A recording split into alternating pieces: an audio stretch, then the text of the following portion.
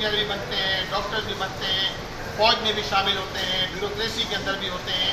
تو یہ ایک مستقل سلسلہ ہے، تربیت کا سلسلہ بھی ہے، شہری بن سکیں اور پاکستان کو اسی طرح سرو کر سکیں. تو یہ ایک پورا سلسلہ ہے کہ جس کے لیے الخدمت نے الحمدللہ یہ پروگرام ترتیب دیا ہے.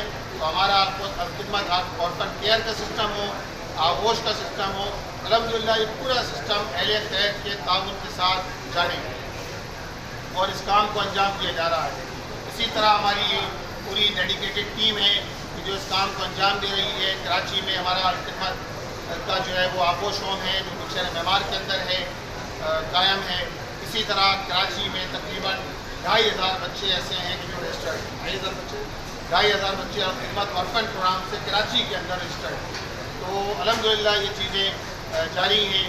ہمارا ایک پورا سسٹم ہے جس کے تحت یہ ایک نظام کے تحت یہ سارا چلتا ہے.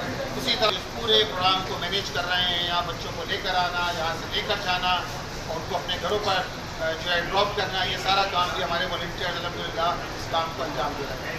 یہاں یہ بات